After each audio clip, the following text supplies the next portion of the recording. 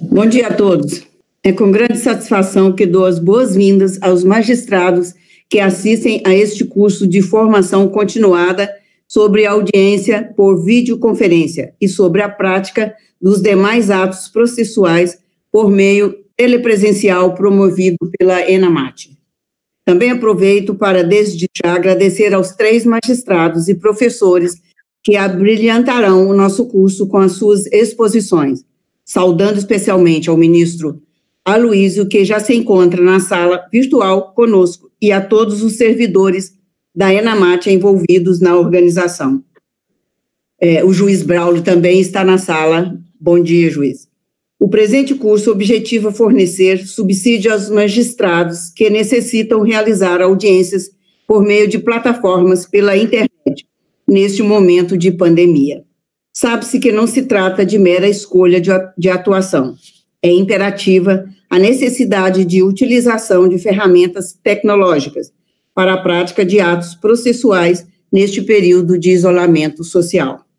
Assim como o TST e os tribunais regionais estão realizando sessões telepresenciais, os juízes estão sendo desafiados a conduzir audiências por videoconferência em situações que suscitam apreensões em relação à coleta de provas, especialmente a testemunhal, e também dúvidas sobre o procedimento a ser utilizado para garantir o devido processo legal.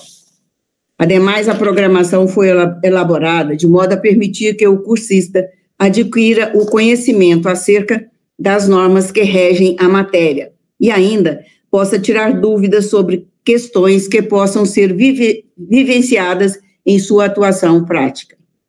De tal modo, na parte da manhã, logo em seguida, teremos a exposição do ministro Aloísio, ex-conselheiro e diretor da ENAMAT, e atualmente nosso corregedor-geral da Justiça do Trabalho, que falará sobre a prática de atos processuais por meio telepresencial, abrindo a nossa atividade de formação. Em seguida, será feita uma exposição acerca da plataforma emergencial de videoconferência por atos processuais e PJE, mídias, pelo juiz Braulio Guzmão, que hoje é o juiz auxiliar da presidência do CNJ. Na parte da tarde, e trazendo uma inovação em relação ao nosso primeiro curso realizado no mês passado, e que foi requisitada por alguns participantes da nossa anterior atividade formativa, decidimos propiciar a interação entre os participantes e o professor e juiz Antônio Humberto, do TRT da 10ª Região. Nessa medida, inicialmente o juiz Antônio Humberto tratará do tema audiências por videoconferência e o rito emergencial trabalhista. E, no segundo momento, responderá às perguntas enviadas antecipadamente pelas escolas ou as que forem feitas no chat do canal do YouTube que está fazendo esta transmissão. Viabilize-se, assim, conhecimento e participação ativa, assegurando que o aluno juiz também atue em sua jornada educativa. Por oportuno, pedimos atenção aos registros de frequência que serão feitos em 3 momentos na parte da manhã e em 3 momentos na parte da tarde, conforme as orientações e os links que estão abaixo deste vídeo, na descrição, aqui mesmo neste canal do YouTube.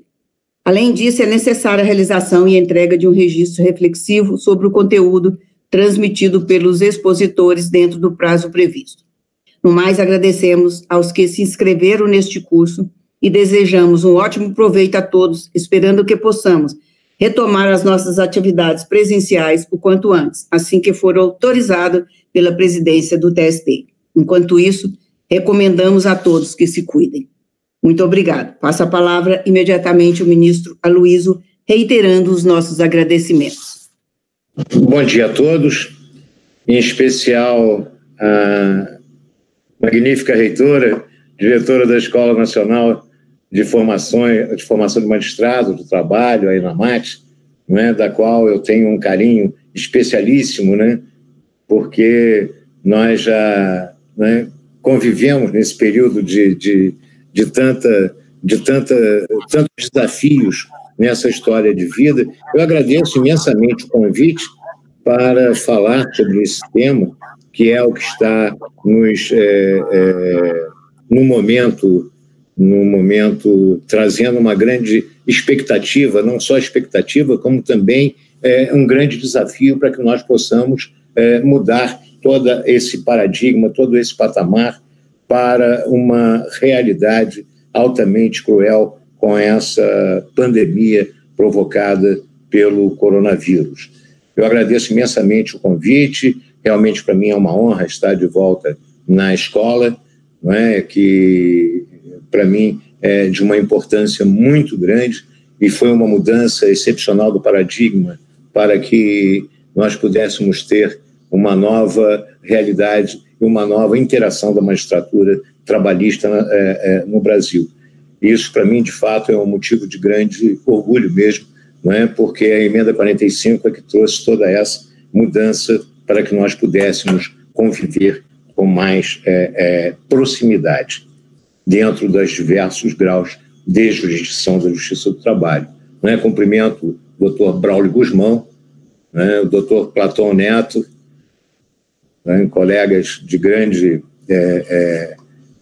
atuação na Justiça do Trabalho, de importância com que eles desenvolvem a atividade, sobretudo o Dr. Braulio atualmente no CNJ, e dizer o seguinte, que essa história, né, e o tema que me foi proposto, a prática de atos processuais por meio telepresencial, comporta, de fato,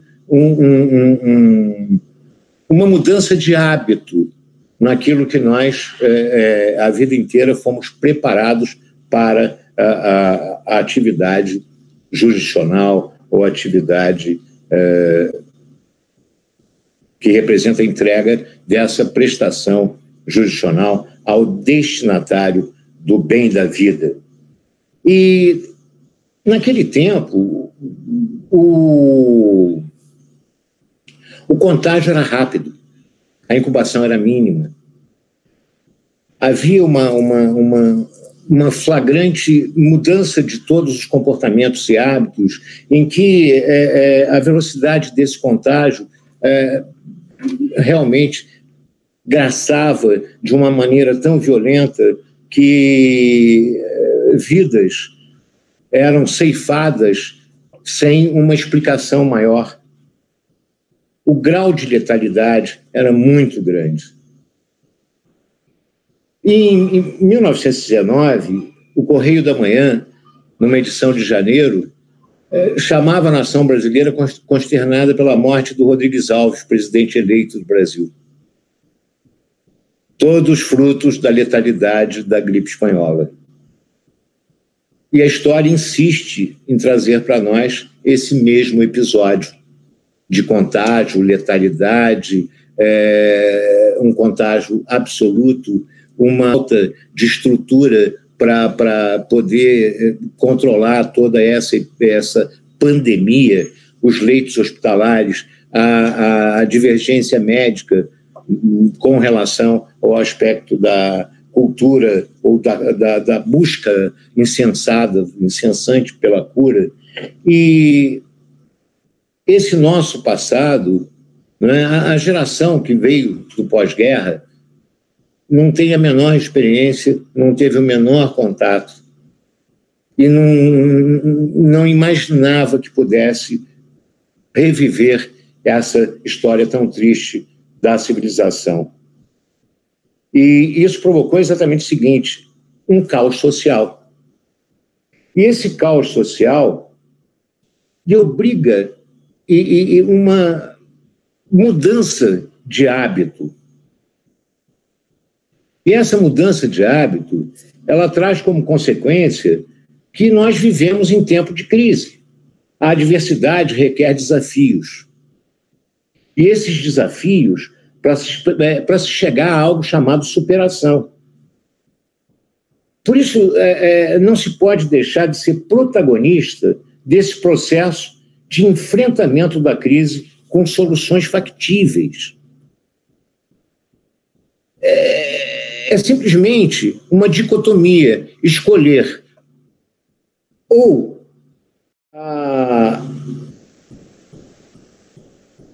o padecimento ou escolher o crescimento da crise através da superação. Então é por isso a gente relembrar sempre o comportamento da magistratura nesse período de crise. Porque a resposta será sempre positiva, na medida em que ela está ligada ao compromisso de bem servir, de prestar jurisdição. Esse isolamento, a letalidade, os cuidados absolutos, né, a privação da convivência, a paralisação das atividades empresariais, comerciais, industriais, enfim, o isolamento social no sentido de demonstrar que apenas e tão somente aquilo que é essencial deva ser exercido na medida em que se trata da própria sobrevivência.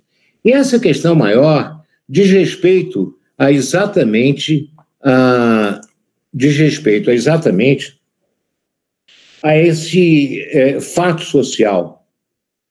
A par disso, a ausência de instrumentos normativos capazes de regular as ações da sociedade durante essas restrições impostas pela pandemia trouxe uma necessidade maior, e essa necessidade é de provocar mecanismos capazes de superar as distâncias, evidentemente, provocadas pelo isolamento, e proporcionar o atendimento das necessidades essenciais. E essa questão maior é com relação ao que representa a atividade jurisdicional nesse momento. É verdade que nesse momento de pandemia e o caos social daí decorrente provocou com a existência do trabalho remoto, desse isolamento social, criar mecanismos para que se pudesse continuar na atividade jurisdicional, que é uma atividade essencial, inafastável. E essa continuidade tinha que ver, primeiro, com a falta de instrumentos normativos capazes de regular uma situação excepcional, emergencial. Daí a primeira medida trazida era criar procedimentos e normas infralegais com a finalidade de promover a continuidade da prestação jurisdicional quando vedada ou quando vedado o trabalho presencial. E esses normativos infralegais vieram com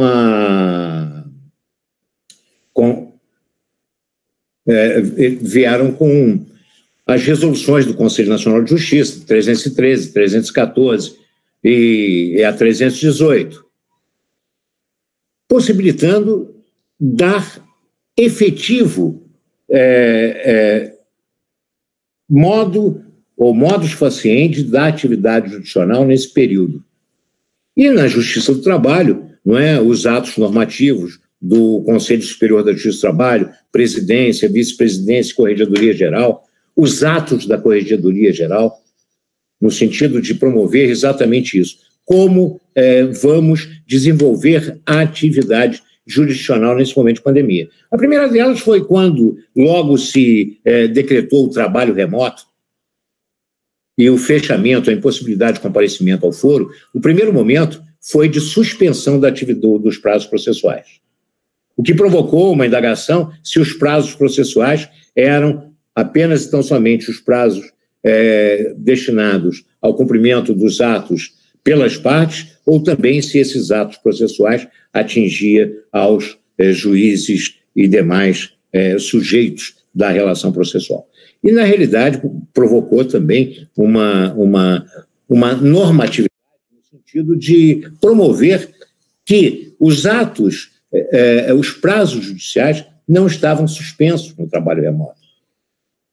Era um momento oportuno de se organizar e gerir a sua unidade de jurisdição, com ênfase até na fase de execução, que é o grande gargalo da jurisdição de um modo geral. Com relação aos aspectos da promoção dessa atividade, criou-se, com o retorno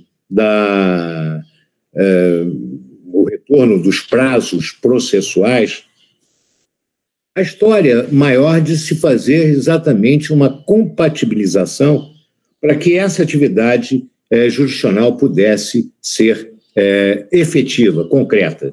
E o uso da tecnologia é necessário em benefício do jurisdicionado.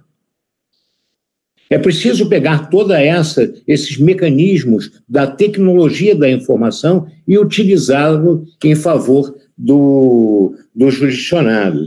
Não é a adoção de meios, de normativos, né, para suprir a lacuna legislativa diante dessa história tão diversa, tão diferente da nossa realidade até então.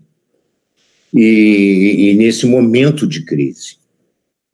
Por isso que esses normativos todos vieram compatibilizar o exercício e a utilização da tecnologia da informação, dos meios de tecnologia, para utilizá-lo em benefício do jurisdicionado, dando continuidade à prestação jurisdicional. E, por isso, a adoção da forma telepresencial diante da vedação de trabalho presencial. Então, a utilização desse meio ou da forma telepresencial é o substituto ideal do trabalho presencial. E, para isso, é preciso entender o seguinte, que há necessidade de compatibilizar algumas garantias e prevalecer as garantias processuais. Primeiro, do devido processo legal. Segundo, do contraditório e ampla defesa. Terceiro, da publicidade. E promover a segurança jurídica, de modo que essa ação possa ser exercida, utilizada com firmeza, com segurança, com facilidade, diante da diversidade do nosso país. E essa adoção das práticas processuais, mediante a utilização de plataforma telepresencial, nos foi colocada à disposição pela Portaria 61 do Conselho Nacional de Justiça, onde trouxe exatamente a possibilidade de se utilizar a plataforma Cisco Webex para que nós pudéssemos ter uma plataforma compatível para o exercício e a utilização e desenvolvimento da atividade jurisdicional. E essa plataforma Cisco Webex, ela trouxe também a outra possibilidade do armazenamento de imagem e som, mediante o registro no PJE Mídia. A Justiça do Trabalho teve um privilégio em relação aos demais ramos do Poder Judiciário nesse período. Exatamente porque, desde 2011, nós ingressamos no mundo virtual com a utilização do PJE. E hoje, né, na atualidade, o Poder Judiciário Trabalhista está quase 100% PJE. Pouco mais de 2% ou 3% dos processos estariam em plataforma ou por meio físico. 98% já se encontra no PJE. Alguns estados da federação e alguns tribunais regionais já estão 100% PJE. De modo que isso compatibilizou e facilitou o exercício dessa atividade na medida em que não há o meio físico, não há o contato físico com o processo. E a utilização dos meios telemáticos, eles podem ser desenvolvidos com garantia e capacidade para suportar e para armazenar toda essa gama de atividade jurisdicional. Com relação à plataforma telepresencial, e houve muita polêmica em torno disso, muita preocupação com relação à questão da segurança jurídica, com relação ao contraditório, com relação ao princípio da publicidade, os meios telepresenciais já eram utilizados há algum tempo. Né? O plenário virtual, por exemplo, já há mais de 2 anos vinha sendo utilizado pelos tribunais superiores. O CNJ não é, utilizou o plenário eletrônico, a plataforma virtual, para julgamentos, com segurança, com publicidade e com oportunidade para que pudesse, naturalmente, ser exercido a ampla defesa através mesmo da retirada do processo do meio virtual para a presencial, com relação, quando houvesse necessidade de manifestação oral nas sessões de julgamento. Então, a utilização dos meios telemáticos já vinham sendo utilizados há longo tempo. As sessões virtuais estavam aumentando em nível nacional, com segurança. Por isso que não é uma novidade a utilização da sessão telepresencial. E os julgamentos telepresenciais, com uso da plataforma Cisco pelos tribunais, ele admite, de fato, inclusive, a própria sustentação oral, a presença do advogado, a sala da sessão, com, inclusive, possibilidade de acesso. Claro que o acesso é restrito, como é restrito também na modalidade presencial, na medida em que as salas de sessões não comportam uma quantidade maior de um número ilimitado de participantes. Então, por essa razão, o meio telepresencial tem a mesma segurança que o meio presencial. É uma mudança de hábito, é uma mudança de paradigma, mas, na realidade, é um momento excepcional, extraordinário, emergencial, em que precisamos ter a história de não ficar naturalmente, permanecer a jurisdição inerte, notadamente no processo do trabalho, porque no processo do trabalho, uma das partes, né, que participam da relação jurídica é a mais vulnerável, que necessita de uma prestação efetiva concreta em tempo razoável para que possa reparar um dano causado. E esse dano causado exatamente pela própria natureza da situação emergencial que vivemos. Nós sabemos hoje que já há mais de 12 milhões de desempregados no Brasil. E esse desemprego e essa demissão em massa, sem a possibilidade de recebimento das prestações inadimplidas, obriga que haja uma resposta do Poder Judiciário. E essa resposta do Poder Judiciário há que ser efetiva, concreta, em tempo razoável, e não, naturalmente, esperar a inércia para poder se manifestar. E aí relembra-se a Divina Comédia, não é, do Dante, quando fala do inferno. Ele diz que o lugar mais quente do inferno é reservado àqueles que escolhem a neutralidade no momento de crise. Então, nós não podemos ficar neutros nesse momento de crise. Temos que atuar, e atuar com eficiência, para dar uma resposta à sociedade que quer de nós uma atuação. E essa atuação é preciso que seja protagonizada por um instrumento capaz de responder à provocação, de responder ao apelo. E a viabilidade técnica do uso da plataforma Cisco Webex, ela garante toda essa característica, garante o armazenamento das gravações de som e imagem, das audiências e sessões, né, mediante o uso da plataforma PJE Mídia, e todas esses normativos infralegais, eles não trouxeram como regra exclusiva a utilização da plataforma Cisco, preferencialmente a plataforma Cisco.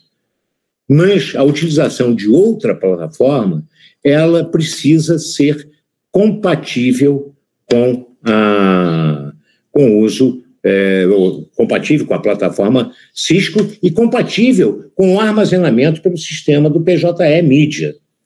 Não é? E, naturalmente, porque a maior vedação que se quer nesse momento é a prática de atos presenciais. E do momento que a vedação da prática de atos presenciais, é necessário que os atos por via telepresencial sejam eficientes. Esse registro de toda a atividade das audiências no PJE Mídia dá a segurança de que, naturalmente, a documentação dos atos processuais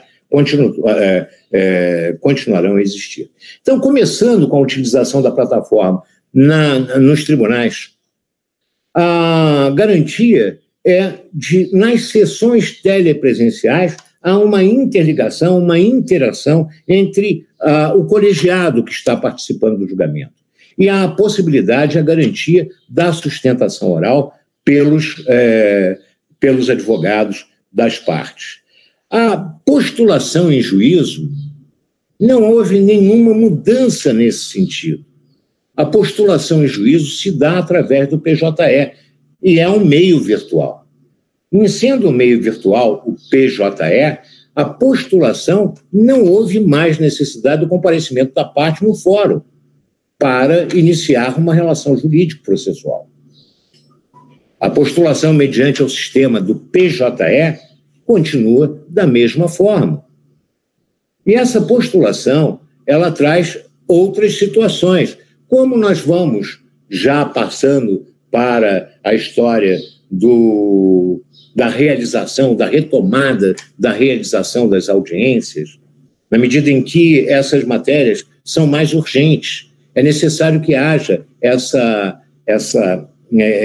ação, essa atuação no sentido de responder a essas provocações, até mesmo com a possibilidade da conciliação, enfim, a conciliação abrangentemente, mediante a utilização do SEJUS, que hoje já está na mediação pré-processual, no sentido de conciliar, de solucionar o conflito de interesses. Mas, no primeiro grau de jurisdição, a postulação se dá, como toda postulação, nessa estrutura que nós estamos vivendo na atualidade, que é através da utilização dos meios do PJE. E, uma vez havendo ingresso nos autos, é necessário que haja, naturalmente, a comunicação do ato processual, a citação do réu. E essa, diz, mas como se não há meio presencial, não é? Se está vedado a prática de ato processual presencial, não é? Como nós vamos contornar a questão do ato processual de chamamento do réu ao processo? Da mesma maneira que sempre foi, o Justiça do Trabalho se notabilizou pela sua história diante da própria facilidade da utilização do sistema processual desde 1943, quando havia o formalismo do Código de 1939, que o chamamento do réu ao processo era por meio de mão própria na pessoa daquele que estava sendo chamado em juízo. A Justiça do Trabalho trouxe a inovação da notificação por meio de carta, não é? Mediante a utilização do correio para a comunicação dos atos processuais. E a nulidade, eventualmente qualquer tipo de nulidade com relação ao ato processual, foram em número dos processos de milhões de ações ajuizadas anualmente, o número foi absolutamente ínfimo. Tanto que a súmula 16 do Tribunal Superior do Trabalho, que firmou a presunção de recebimento em 48 horas, jamais foi contestada. E até hoje continua existindo com a mesma atualidade. Então, os métodos de comunicação do ato processual, eles são vários. Não é? A utilização do correio ainda em funcionamento, embora de forma precária. Qualquer meio que eu dê certeza do recebimento da notificação judicial. No Paraná, por exemplo, a Justiça Comum passou, inclusive, a comunicar ato processual por smartphone. E produzindo a relação jurídico-processual sem maior entrave. Por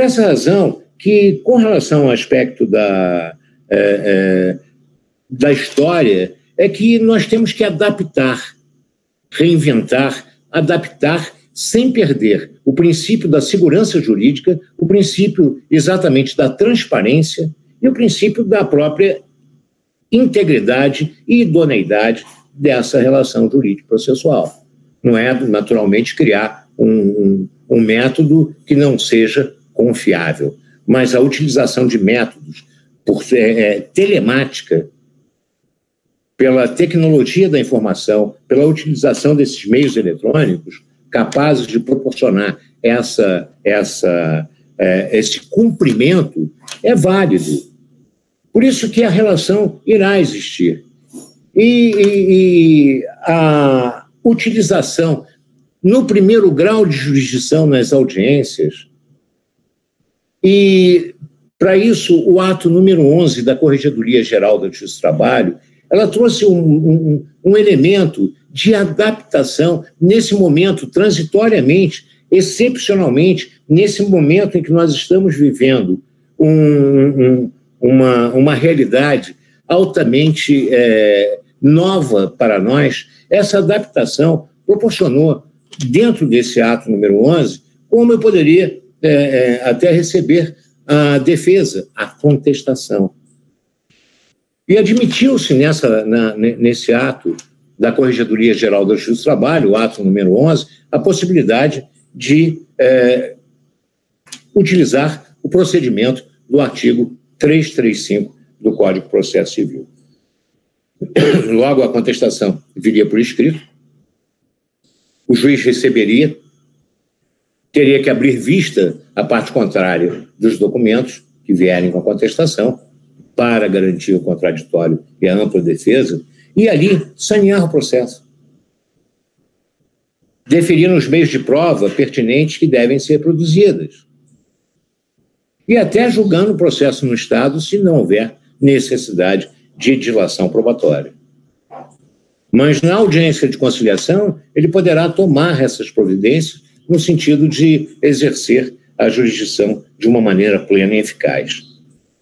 E a questão dos meios de prova, não é, que também é uma grande indagação e uma grande história com relação à atuação do Poder Judiciário nesse sentido, e dos juízes, e o temor, naturalmente, desses meios de prova, em que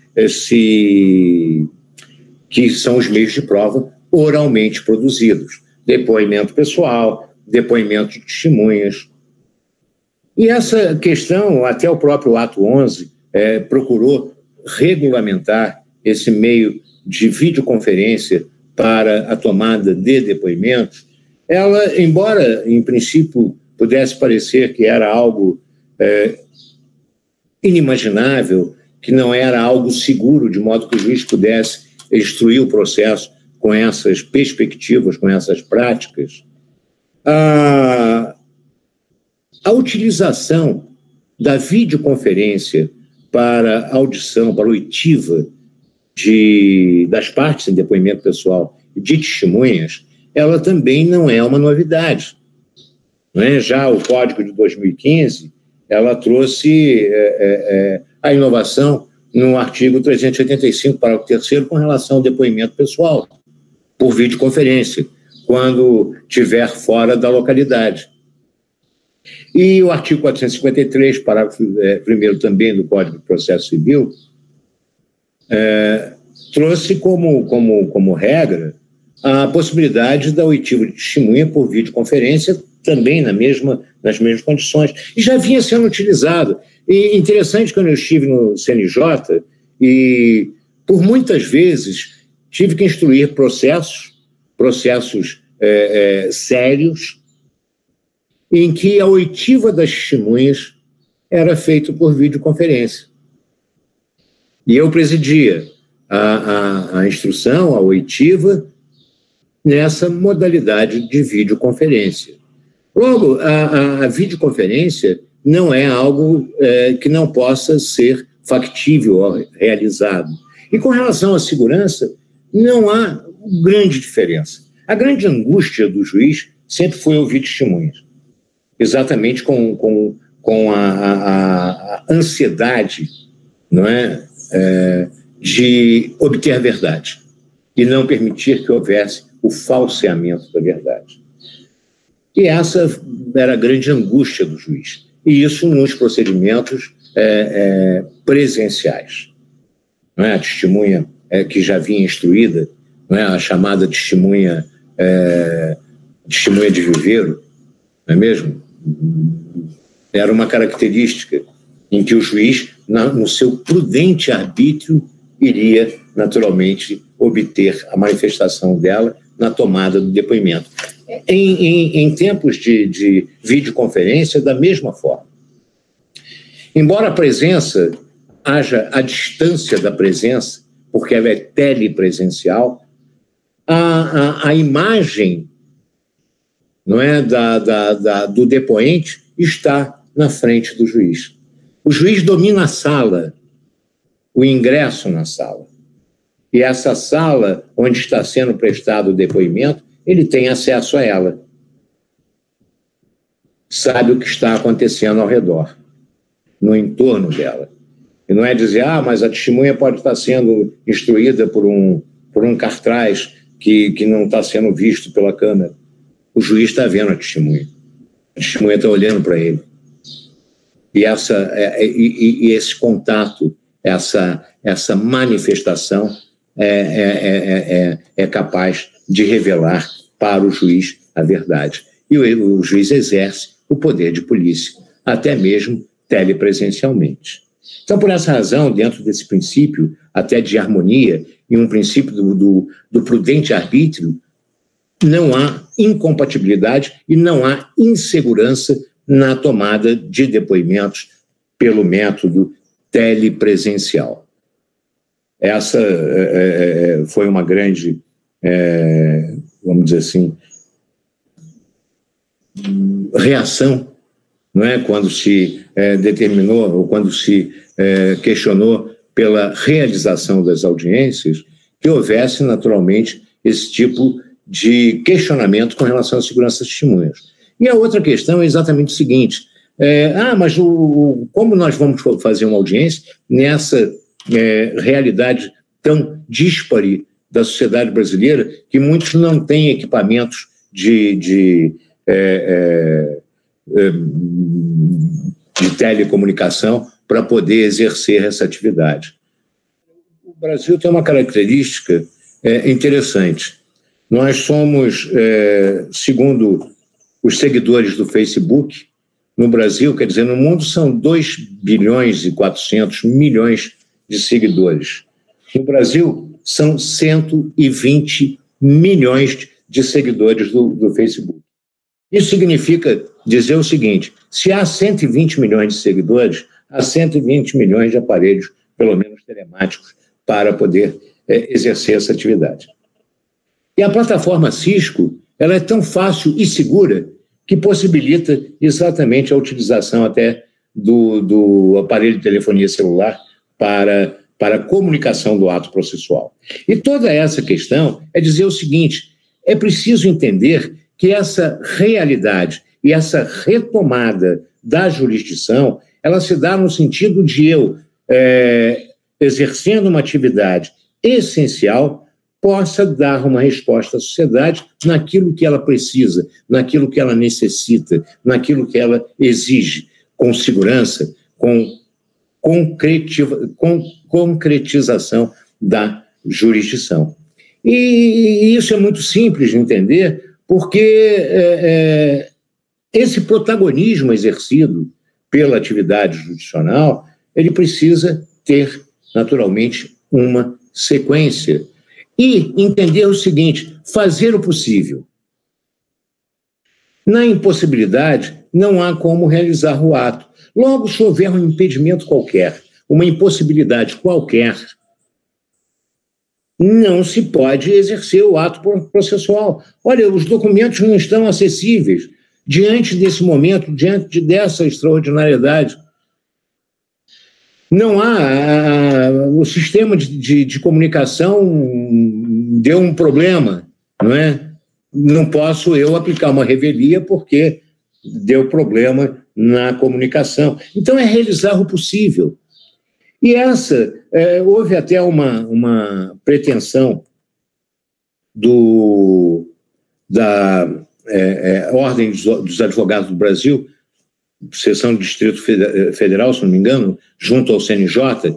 Houve até uma resposta recente do CNJ, em que ele questionava exatamente a impossibilidade de se fazer, de se obrigar à prática do ato processual e o advogado ter que demonstrar em juízo a impossibilidade para poder o juiz fundamentadamente suspender o ato.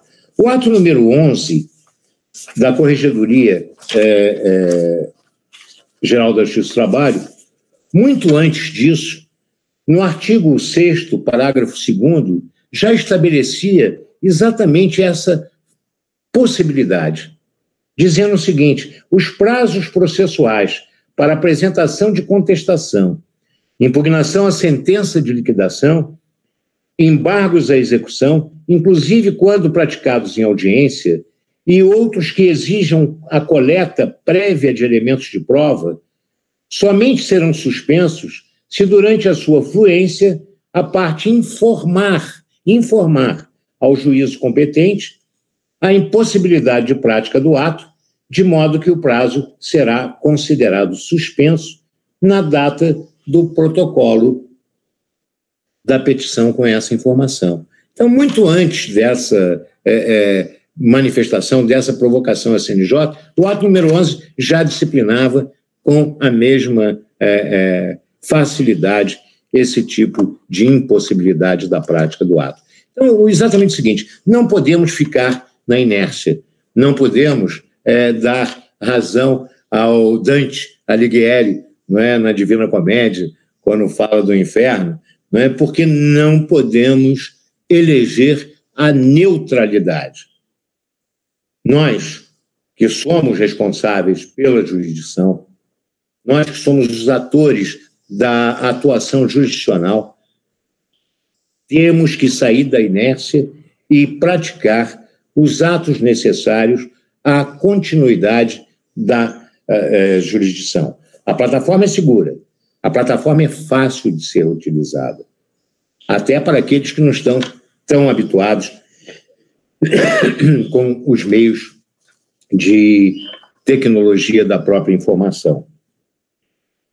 E há segurança na prática do ato na utilização da plataforma, porque a plataforma tem segurança no ingresso.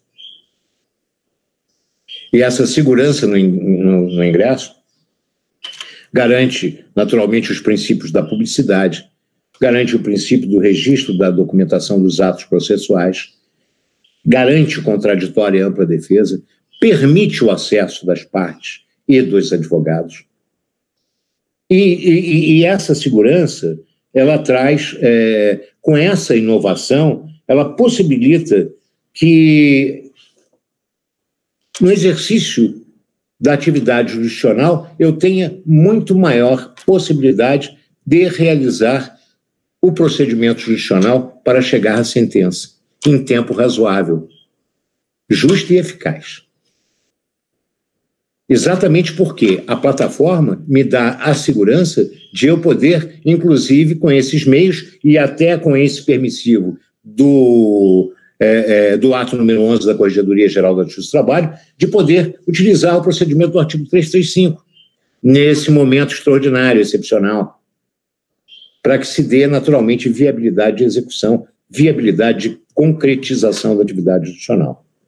E é preciso entender o seguinte, e com relação à questão das testemunhas, da prática de ato presencial, o próprio CNJ, na resolução 317, admitiu a teleperícia, exatamente pela impossibilidade do ato presencial. E é factível, como não, de o perito fazer por meios telepresenciais na perícia. Então, é preciso entender o seguinte, o princípio do processo, e o processo, houve uma mudança absoluta com relação à questão do próprio comportamento nesse sentido, é que o processo é cooperativo. Na atualidade, o processo é cooperativo. Estabelece o artigo 6º que todos aqueles, artigo 6º do atual Código de Processo Civil, não é que todos aqueles sujeitos da relação processual devem cooperar entre si para que se atinja em tempo razoável a sentença de mérito justo e eficaz. E o artigo 5º diz que o princípio geral que norteia o processo é a lealdade e boa-fé, quer dizer, é a boa-fé. É exatamente, a regra geral é a boa-fé. Então, quando eu vou ouvir uma testemunha telepresencialmente, o princípio maior é esse, para todos aqueles sujeitos do processo, é a boa-fé.